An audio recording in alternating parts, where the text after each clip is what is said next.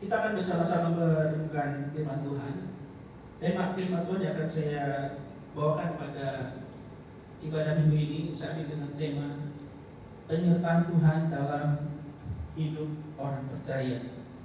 Mari kita melihat satu bagian Alkitab kita di dalam kitab Keluaran pasal yang ke-15 ayatnya yang ke-22, kita membaca sampai ayatnya yang ke-27.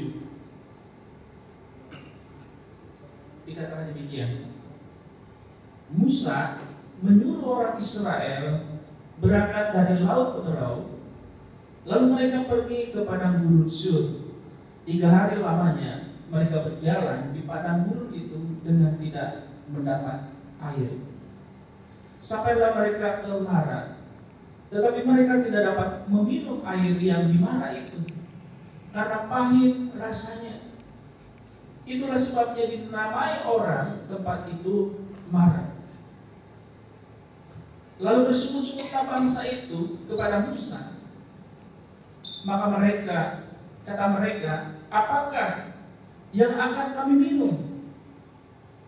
Musa berseru-seru kepada Tuhan, dan Tuhan menunjukkan kepadanya sepotong kayu. Musa melemparkan kayu itu ke dalam air, lalu air itu menjadi manis. Di sanalah diberikan Tuhan ketetapan dan peraturan kepada mereka. Dari sanalah Tuhan mencoba mereka. Firman-Nya, jika kamu sungguh-sungguh mendengarkan suara Tuhan Allahmu dan melakukan apa yang benar di matanya dan memasang telingamu kepada perintah-perintahnya dan tetap mengikuti segala ketetapannya, maka aku tidak akan menimpakan kepadamu penyakit manapun yang telah kutimpahkan kepada orang Mesir, sebab aku Tuhanlah yang menyembuhkan engkau. Ayat terakhir, sesudah itu sampailah mereka di Elim. Di sana ada 12 mata air dan 70 pohon korma. Lalu berkemahlah mereka di sana, di tepi air itu. Sampai sedikit jauh membaca firman Tuhan untuk kita renungkan bersama-sama. Nah saudara, kalau kita melihat di dalam perikop kita keluar pasal 15 ayat 22 sampai ayat 27. Di situ saudara diceritakan Musa menyuruh orang Israel berangkat dari laut ke Berau, dikatakan lalu mereka pergi ke padang gurun Sur, dan waktunya diceritakan menempuh 3 hari perjalanan. Mereka berjalan di padang gurun itu dengan tidak mendapatkan air. Lalu singkat Yesus sekalian, umat Israel pada waktu mereka mulai bersungut-sungut. Mereka marah terhadap Musa yang memimpin mereka, karena ada satu masalah besar yang mereka hadapi, yaitu mereka kekurangan air minum.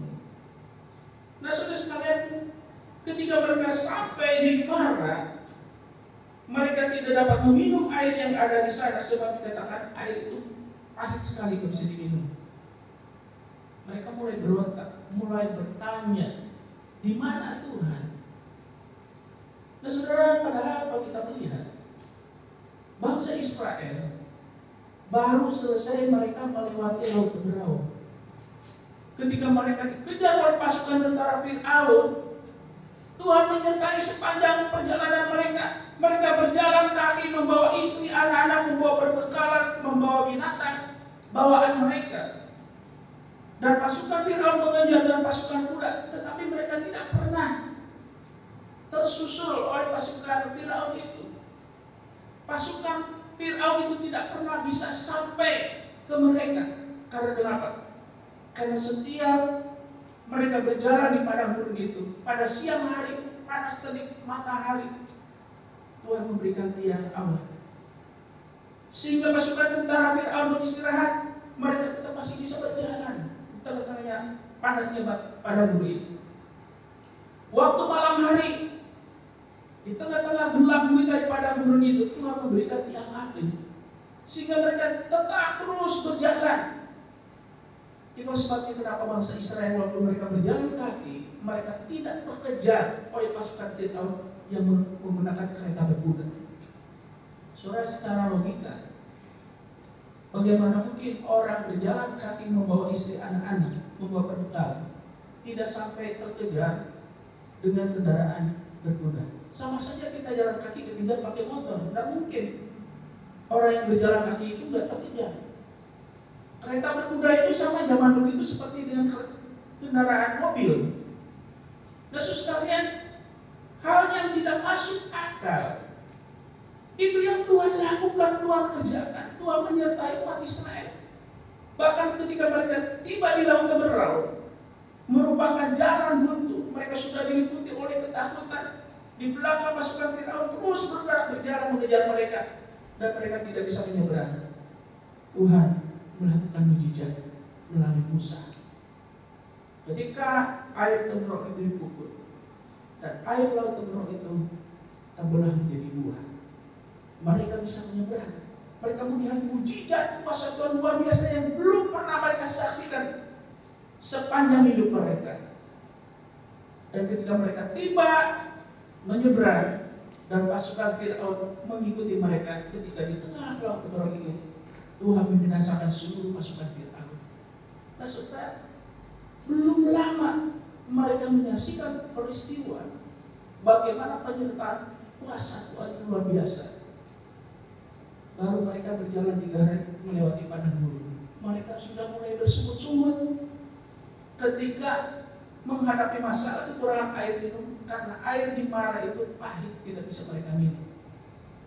Seolah-olah mereka sudah kehabisan akal, seolah-olah Tuhan tidak hadir. Padahal Tuhan sudah menyatakan kemuliaan, penyertaannya, kuasanya di depan mata mereka.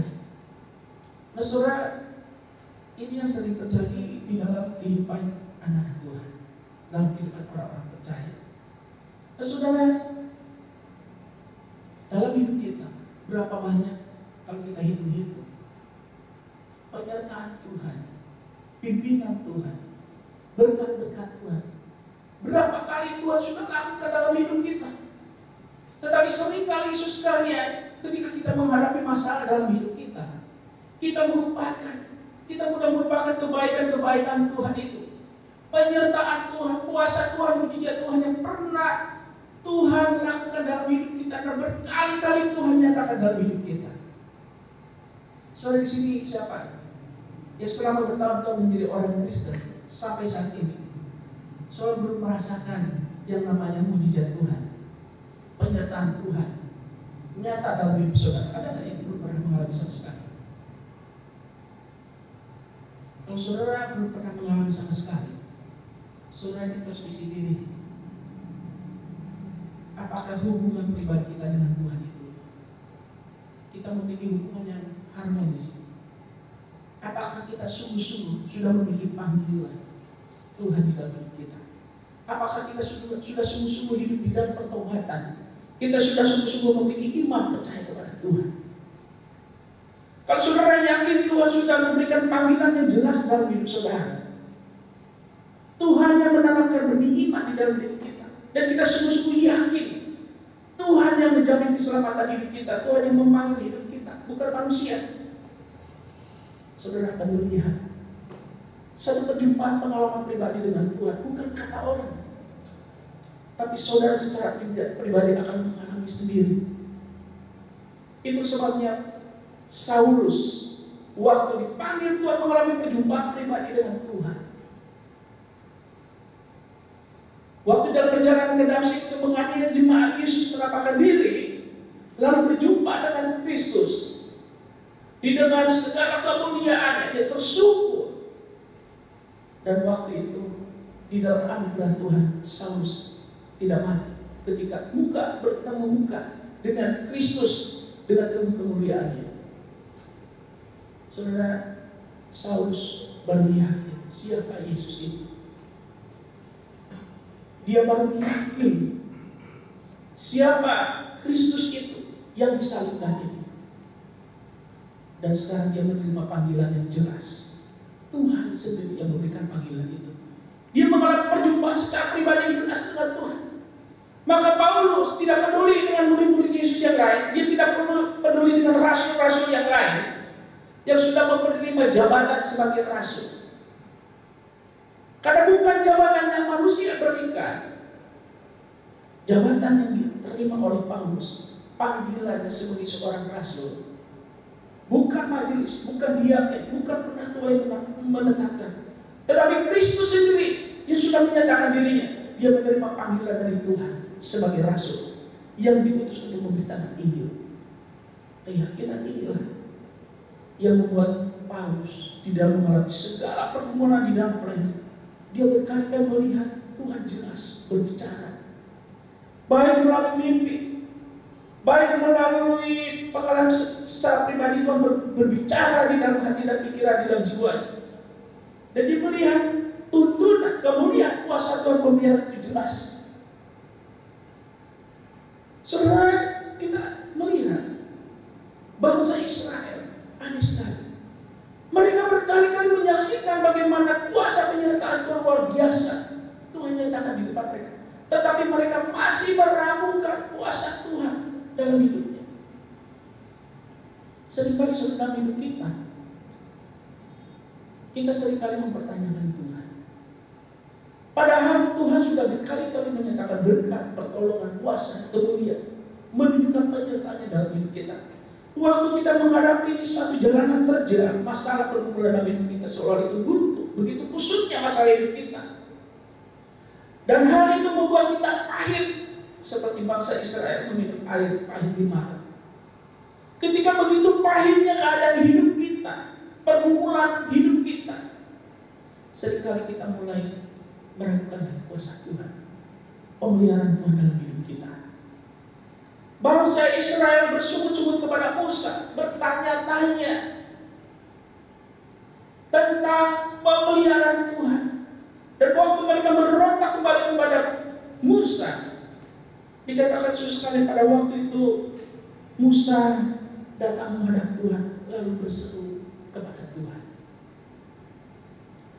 Dan disitulah sekalian Tuhan kembali menyatakan kemuliaan.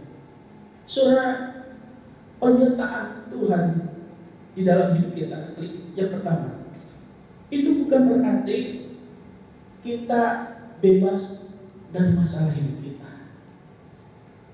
Saudara, Musa sadar dia seorang pemimpin yang jelas menerima panggilan Tuhan, yang jelas menerima pernyataan Tuhan, yang jelas mendengar suara Tuhan. Bahkan Musa berhadapan muka dengan Tuhan sampai Tuhan menyembunyikan dia di sela-sela gunung itu karena Tuhan menunjukkan kemuliaannya. Tetapi Musa tetap sadar bahwa penyertaan Tuhan itu bukan berarti kita harus bebas dari masalah hidup kita. Ini yang tidak disadari oleh bangsa Israel pada waktu itu. Saudara, ketika saudara mengalami masalah, tantangan, kesulitan, pergumulan, apapun yang terjadi dalam hidup kita, saudara jangan bersungut-sungut kepada Tuhan. Saudara jangan mulai lagi meragukan tentang pemeliharaan Tuhan dalam hidup kita. Walaupun sekarang di dunia sedang bergejolak, perang Rusia dan Ukraina berdampak, sekalian, ada dampak ke seluruh dunia, dampak ekonomi, situasi politik, keamanan, dan seterusnya. Saudara, apapun yang terjadi di dalam dunia ini, sebesar apapun gejolak yang terjadi di dunia ini, termasuk di negara kita, saudara ingat, kita tetap harus sadar dan bersyukur kepada Tuhan bahwasanya kita sebagai anak-anak Tuhan selama hidup di dalam dunia ini, kita akan bertemu dengan yang namanya masalah. Kita tidak akan pernah bebas dari masalah dan pergumulan dalam hidup kita, karena itu sudah menjadi bagian hidup kita selama di dunia yang paling di dunia yang berdosa ini. Iman, kepercayaan kita, panggilan kita kepada Tuhan, itu bukan berarti akan membebaskan kita dari masalah terus kita pergumulan dalam hidup kita. Orang yang paling dekat dengan Tuhan, baik nabi-nabi, para rasul, mereka menyaksikan sendiri suara Tuhan. Mereka yang menyaksikan sendiri bagaimana Tuhan berbicara, dan mereka berkali melakukan mujizat di bawah kuasa Tuhan. Mereka pun tidak bebas dari masalah yang namanya pergumulan dalam hidup mereka. Hal yang kedua, saudara, prinsip yang kedua harus kita pahami, bahwa penyertaan Tuhan itu bukan berarti apa yang kita butuhkan instan langsung ada.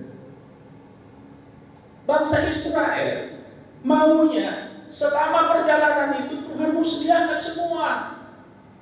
Musa harus menyediakan semuanya sebagai pemimpin mereka, baik itu makanan, minuman, perbekalan. Mereka tidak mau peduli. Yang penting ketika mereka dipimpin oleh Musa dan mereka mengikuti Musa, maunya mereka semua berjalan dengan aman. Saudara, selama kita hidup di dalam dunia ini, hidup di dunia fana ini tidak ada yang aman. Saudara mau naik pesawat, ada orang yang takut naik pesawat, saudara. Biar dikasih berapa juta, pokoknya dia tidak mau naik pesawat. Takut, katanya takut nanti kalau sudah sampai di atas, kalau jatuh gimana gitu ya. Ada orang yang memilih daripada naik pesawat mendingan naik mobil. Tapi ada juga orang yang takut naik kendaraan mobil, takut nanti di jalan tabrakan bagaimana.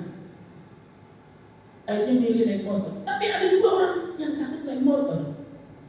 Saudara, baik mau naik pesawat, naik mobil, naik motor, semuanya nggak ada yang bisa jamin kita aman. Saudara naik pesawat semahal apapun, naik kapal laut semahal apapun, sebagus apapun, kita naik mobil semewah apapun, naik motor semahal apapun, saudara nggak ada yang bisa jamin kita aman selama perjalanan. Itu di dalam sejarah sudah dibuktikan. Kapal pesiar besar pun bisa tenggelam, pesawat yang mahal pun bisa jatuh, mobil yang mahal pun tidak luput. Sekali orang mengalami kecelakaan, sekalipun ada pengawalan. Saudara, sekalipun kita berjalan kaki, tidak naik kendaraan, perjalanan di hidup kita nggak ada yang aman. Berapa hari yang lalu ada salah satu pengawas di pekerjaan kami di tambang. Selesai dia mengawasi, malam itu ngobrol di sekretariat tempat kami bekerja di asosiasi petani. Ngobrol-ngobrol, duduk-duduk.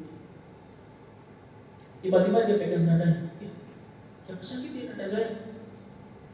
Terus dia pegang kepala itu. Kenapa sakit kepala saya itu berkunang-kunang?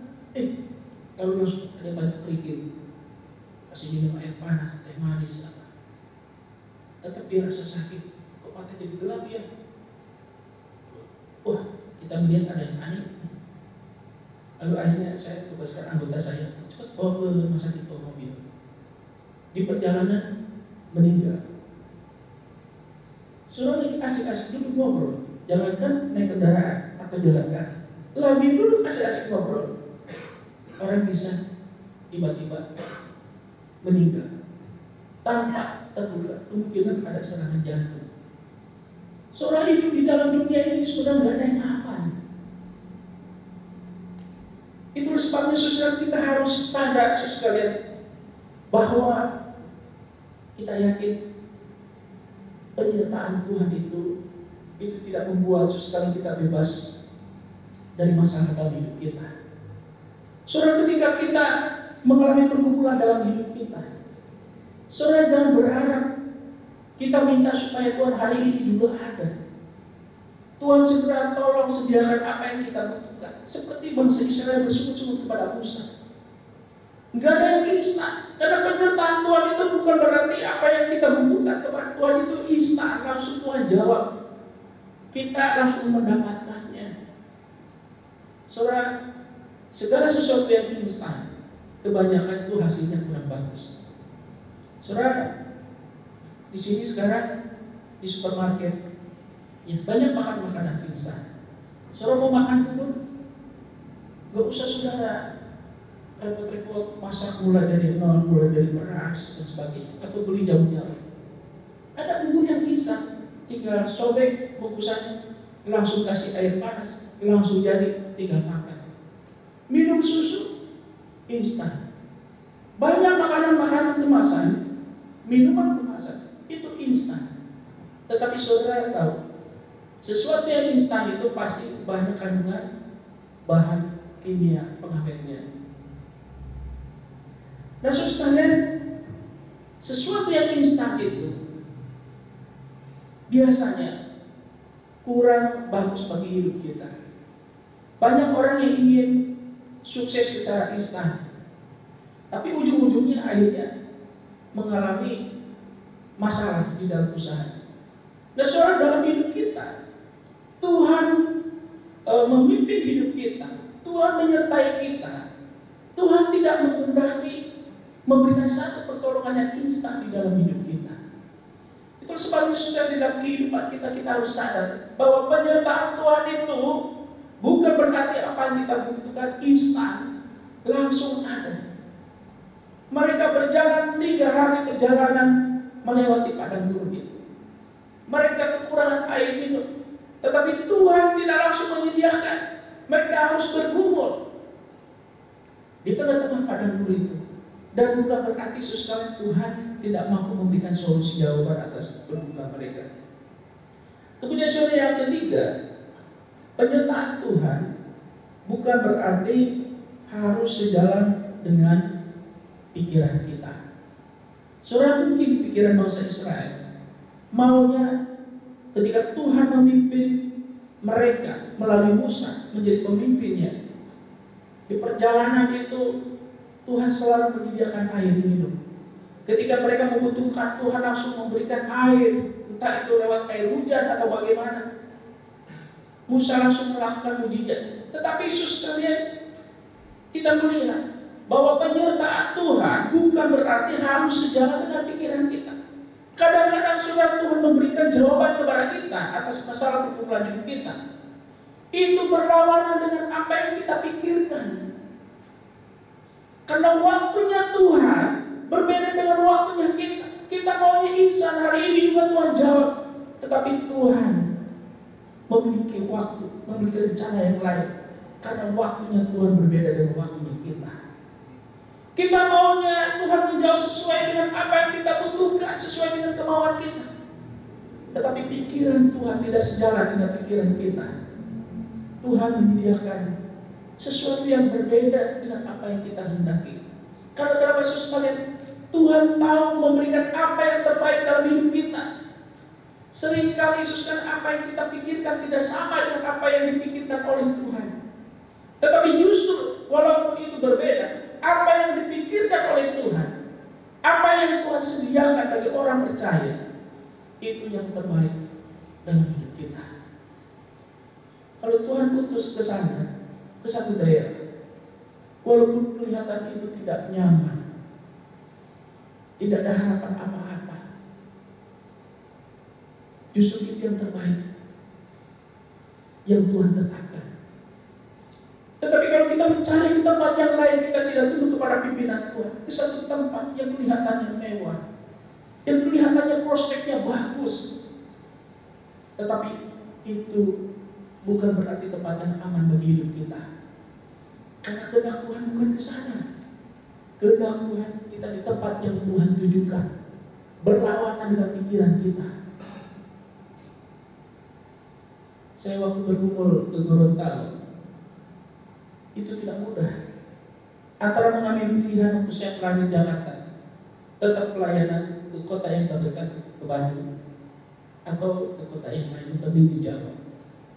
Tapi waktu itu saya selama 1 minggu setiap hari saya mimpi, dan saya ceritakan ke istri saya. Tiba-tiba keluar saya di tubuh saya, lalu saya terbang melewati pulau-pulau, dan setiap malam sekali mimpi itu selama 1 minggu. Saya pikir apa nggak ada mimpi lain lagi yang lebih bagus. Ketika saya mau pergi istri saya pergumulan, ternyata Tuhan memberikan jawaban. ada rekan saya di sini Gorontalo mengundang saya untuk membantu kegiatan pelayanan di sini. Saudara, walaupun kelihatannya Gorontalo nggak prospek, provinsi kecil kalau dibanding ukuran Jawa, nggak begitu banyak fasilitas seperti di kota besar. Tetapi disitulah kalau Tuhan panggil arahkan ke sana, justru itu yang terbaik. Tuhan memakai hidup kita berarti untuk menjaga jiwa-jiwa yang Tuhan mau selamatkan. Kalau kita memilih seperti Yunus sekali, Tuhan panggil ke Niniwe, tetapi Yunus pergi lari ke kota Tarsis. Akhirnya Tuhan pukul Yunus. Dia akhirnya dilempar dari kapal laut itu, dan dia ditelan oleh ikan besar. Satu pergumulan yang besar yang dialami oleh Yunus, penderitaan yang besar yang dialami oleh Yunus sebagai ukuran dari Tuhan, karena dia tidak tahu mengikuti, berjalan mengikuti pikirannya. Mari saudara, hidup kita sebagai anak-anak Tuhan, kita berjalan mengikuti tracknya Tuhan, kehendak pikiran Tuhan. Kita berserah kepada Tuhan. Apapun yang Tuhan tunjukkan, Tuhan pimpin dalam hidup kita. Kita yakin suster, kehendak pikiran Tuhan walaupun berbeda dengan kita, itu yang terbaik Tuhan berikan dalam hidup kita. Nah, sekalian, lalu kita akan melihat apa itu penyertaan Tuhan di dalam kehidupan kita. Yang pertama, sekalian, Tuhan turut bekerja dalam situasi dan kondisi masalah yang terjadi dalam hidup kita. Jadi penyertaan Tuhan adalah di mana Tuhan turut bekerja dalam situasi kondisi masalah yang terjadi dalam hidup kita. Kita memang tidak akan bebas dari masalah, dari pergumulan dalam hidup kita. Bahkan seringkali mungkin Tuhan izinkan kita mengalami masalah-masalah yang besar. Saudara tidak peduli, baik masalah kecil maupun masalah besar, itu kita alami dalam perjalanan hidup kita. Tetapi yang penting dalam hidup kita, Tuhan bekerja dalam situasi kondisi masalah apapun yang terjadi di dalam hidup kita.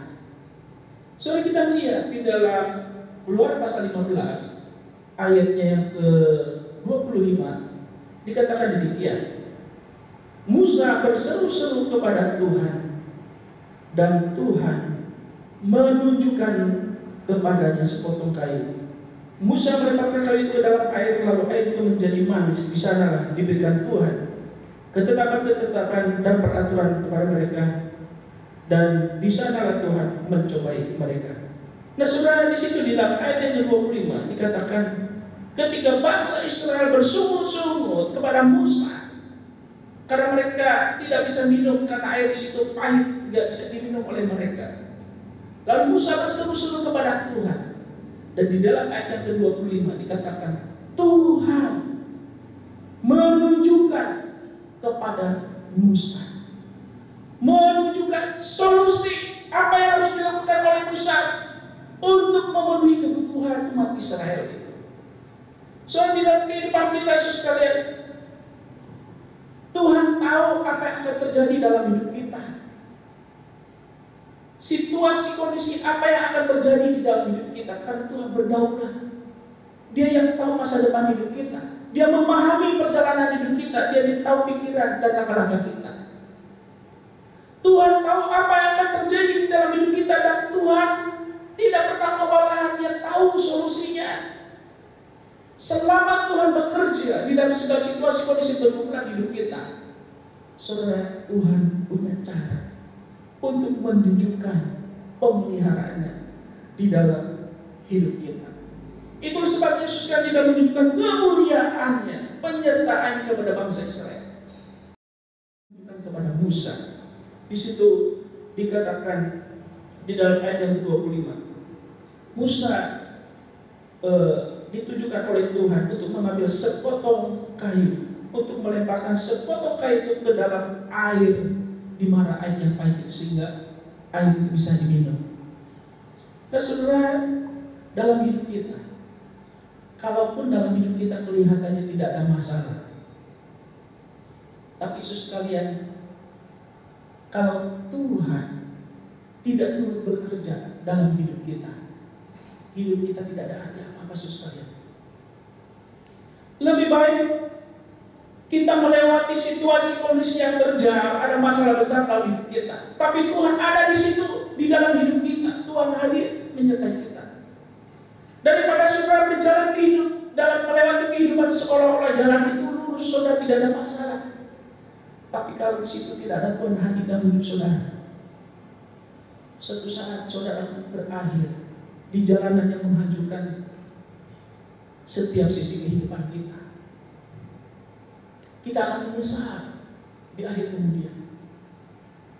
Saudara, penyertaan Tuhan artinya Tuhan turut bekerja dalam situasi kondisi masalah apapun yang terjadi dalam hidup kita. Waktu bangsa Israel mengalami pergumulan di padang gurun, 3 hari perjalanan mereka, kekurangan air minum. Di situ Tuhan turut bekerja. Tuhan menunjukkan solusinya. Tuhan menunjukkan kemuliaan dan memberikan pertolongan apa yang mereka butuhkan pada waktu itu. Yang kedua, saudara sekalian, penyertaan Tuhan adalah Tuhan melatih kita melalui proses ketekunan dan ketaatan. Jadi saudara, Tuhan mengajar dalam hidup kita bukan dengan sesuatu yang instan. Tuhan seringkali melatih kita, membiarkan kita, mengizinkan kita, mungkin berhari-hari, mungkin berminggu-minggu, mungkin berbulan-bulan, mungkin bertahun-tahun kita mengalami masalah dalam hidup kita, tantangan, pergumulan, persoalan dalam hidup kita. Tetapi sekalian, di situ kita harus pahami bahwa Tuhan sedang merendah hidup kita. Tuhan sedang membentuk iman kita, memurnikan iman kita. Tuhan sedang melatih kita melalui proses ketekunan untuk kita belajar menghidup taat bergantung kepada Tuhan. Hasil berkat, pertolongan, jalan keluar yang kita peroleh melalui proses ketekunan dan ketaatan beda hasilnya dengan sesuatu yang instan yang kita dapatkan. Saudara, di dalam Keluaran pasal 15 ayat yang ke-26, di situ ketika Tuhan sudah menunjukkan caranya dan solusinya memberikan pertolongan kepada bangsa Israel. Saudara, 26 Tuhan berbicara. Dia berkata, firman-Nya, jika kamu sungguh-sungguh mendengar suara Tuhan Allahmu dan melakukan apa yang benar di matanya dan memasang telingamu kepada perintah-perintahnya dan tetap mengikuti segala ketetapannya, maka aku tidak akan menimpakan kepadamu penyakit manapun yang telah kutimpakan kepada orang Mesir, sebab aku Tuhanlah yang menyembuhkan engkau. Jadi saudara sekalian, di situ ditegaskan di dalam ayat yang ke-26 dikatakan, jika kamu sungguh-sungguh mendengar suara Tuhan Allahmu, jika kamu taat kepada kebenaran firman Tuhan. Jadi saudara, di situ ada sesuatu yang Tuhan lakukan di dalam hidup kita, yang Tuhan kehendaki dalam hidup kita. Ketika kita mengalami persoalan dalam hidup kita, bahwasanya Tuhan sedang melatih kita melalui proses ketekunan, dan Tuhan sedang melatih kita, mengajar kita untuk belajar taat kepada Tuhan. Ketika kita susah, apakah kita di situ tetap sungguh-sungguh mengikut Tuhan? Apakah kita sungguh-sungguh mencari Tuhan? Apakah di situ kita tetap bertekun di dalam pergumulan hidup kita? Dan apakah kita tetap taat berpegang kepada firman Tuhan? Itu yang mau Tuhan lihat dalam hidup kita. Tapi kenyataannya saudara, seringkali waktu kita mengalami pergumulan dalam hidup kita, saudara, kita tidak mau mengikuti proses latihan Tuhan. Seringkali waktu kita mengalami pergumulan dalam hidup kita, kita mudah seperti bangsa Israel, mudah lebih bersungut-sungut kepada Tuhan dan ingin mencari sesuatu yang instan, dan kalau itu tidak didapatkan, kita mulai meragukan Tuhan dan meninggalkan Tuhan. kita mulai mencela Tuhan. Kita heran saudara, di dalam sejarah kekristenan dari dulu sampai sekarang ini dan sampai yang akan datang, banyak orang-orang Kristen sudah bertahun-tahun mengikut Tuhan, bahkan melayani Tuhan, akhirnya satu persatu meninggalkan Tuhan, satu persatu meninggalkan pelayanan, satu persatu tidak lagi mentaati perintah Tuhan. Dan saudara, dalam hidup kita, Tuhan mau sekalian bukan berkatnya yang kita terima, yang kita nikmati dalam hidup kita, tapi yang Tuhan mau lihat sekalian, bagaimana kita bisa melewati latihan yang Tuhan berikan dalam hidup kita, melewati proses ketekunan dan ketaatan kita kepada kebenaran firman-Nya.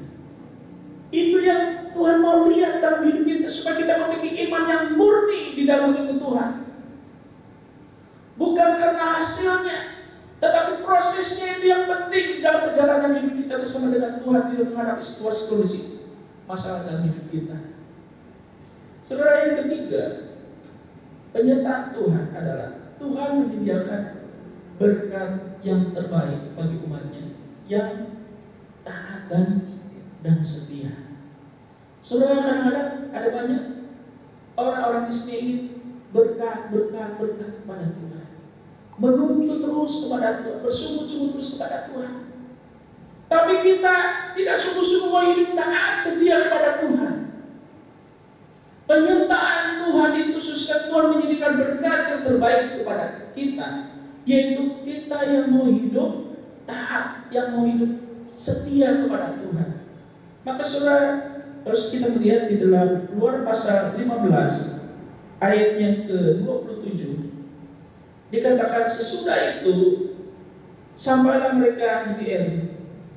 Di sana ada 12 mata air dan 70 pohon korma.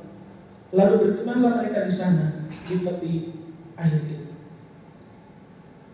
Saudara, kita melihat kalau mereka taat kepada firman Tuhan, mereka bertekun di dalam Tuhan, Tuhan menunjukkan bukti kesetiaannya, pemeliharaan kepada bangsa Israel. Mereka mencela Tuhan, bersungut-sungut kepada Tuhan, mereka memberontak kepada Musa, seolah-olah Tuhan tidak mampu memelihara mereka. Dan Tuhan bersumpah demi dirinya, Dia siap untuk diuji oleh umatnya. Kalau kita mau taat, kita mau setia, berkat Tuhan sediakan. Umat Israel digiring oleh Tuhan. Setelah mereka meminum air yang pahit itu menjadi air yang manis yang bisa mereka minum, lalu Tuhan mengiring lagi ke satu tempat, ada 12 mata air dan 70 pohon kurma yang bisa mereka makan. Mereka di situ tidak pernah kekurangan makan. Mereka di situ tidak pernah kekurangan air minum. Tuhan menyediakan berkat. Tapi mereka harus setia, taat kepada kebenaran firman Tuhan. Nah saudara, itu yang Tuhan mau dalam hidup kita. Penyertaan Tuhan dalam hidup kita. Tuhan menyediakan berkat yang terbaik bagi umatnya, bagi kita orang-orang percaya yang mau taat dan setia kepada Tuhan. Yang terakhir, saudara, penyertaan Tuhan dalam hidup kita, terutama kita memiliki hidup yang diubah oleh Tuhan. Dan kita saudara melihat di dalam Roma pasal yang ke-12 ayat yang kedua, dikatakan demikian. Roma pasal 12 ayat yang kedua. Janganlah kamu menjadi serupa dengan dunia ini, tetapi berubahlah oleh pembaharuan budi, sehingga kamu dapat membedakan manakah kehendak Allah, apa yang baik, yang berkenan kepada Allah, dan yang sempurna. Saudara, apapun yang kita miliki dalam hidup kita, materi, kekayaan, skill, pengalaman, hikmah, pengetahuan yang kita miliki, apapun yang sudah kita raih dalam hidup kita, itu nggak ada artinya sekalian kalau itu tidak mengubah hidup kita sebagai orang percaya kepada Tuhan. Saudara, penyertaan Tuhan dalam hidup kita, endingnya sekalian, klimaksnya, puncaknya, itu bukan supaya kita hidup senang-senang menjadi kaya, bukan supaya kita menjadi orang yang hebat, punya jabatan kedudukan tinggi, bukan supaya kita menjadi orang yang memiliki pengetahuan yang tinggi. Tidak ada gunanya itu semua kekayaan hikmat dunia ini kita raih, Tuhan berikan kepada kita, kalau itu tidak mengubah kehidupan kita. Itu sebabnya kalau kita melihat di dalam Roma pasal yang ke-12, di situ sekalian Paulus berkata, kan di dalam pasal 12 ayat yang pertama, karena itu saudara-saudara, demi kemurahan Allah aku menasihati kamu supaya kamu mempersembahkan tubuhmu sebagai persembahan yang hidup, yang kudus dan yang berkenan kepada Tuhan. Lalu janganlah kamu menjadi serupa dengan dunia ini, tetapi berubahlah oleh pembaharuan budimu. Berubahlah. Ada satu metamorfosis di dalam kehidupan rohani kita, di dalam kehidupan spiritual kita. Ada perubahan sesuatu yang total, yang drastis. Ketika kita mengenal Tuhan, kita mengikut Tuhan, kita tanggalkan manusia lama kita. Dan hidup kita diubah sesuai dengan panggilan Tuhan, dikembalikan kepada tujuan rencana Tuhan menciptakan kita sebagai manusia yang diciptakan menurut gambar dan rupa Tuhan. Ini klimaksnya yang Tuhan mau dalam hidup kita. Bukan berkatnya itu tujuan utama yang Tuhan berikan dalam hidup kita, tetapi yang utama setelah kita mengucap berkat Tuhan itu, kita mau taat kepada perintah Tuhan, kita mau setia kepada Tuhan, kita bertekun di dalam Tuhan, dan kita mau hidup dibentuk oleh Tuhan itu memuliakan Tuhan, kembali kepada rencana Tuhan, tujuan Tuhan yang semula di dalam menciptakan manusia. Kita hidup berubah, pikiran kita, akal budi kita diubah, kehidupan kita diubah dari manusia lama menjadi manusia yang baru.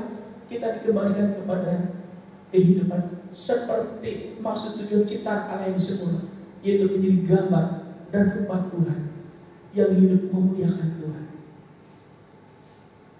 Penyertaan Allah yang terutama dalam hidup kita, kita memiliki kehidupan yang diubah oleh Tuhan.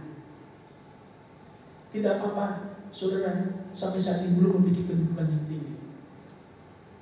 Tidak apa-apa saudara mungkin saat ini belum berhasil, tidak sesukses dengan orang-orang yang saudara lihat di sekeliling saudara. Tidak apa-apa mungkin saudara tidak memiliki harta yang berlebihan seperti yang saudara lihat di luar sana. Tapi yang penting dalam saudara, dalam hidup kita sampai akhir hidup kita, kita merasakan Tuhan sudah mengubah hidup kita. Penyertaan Tuhan yang utama dalam hidup kita.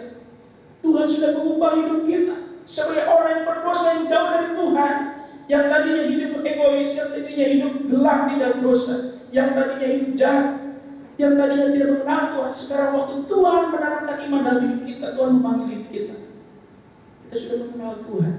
Kita mau hidup berjalan sesuai dengan kehendak Tuhan, pimpinan Tuhan, rencana Tuhan dalam hidup kita, dan hidup kita memuliakan Tuhan.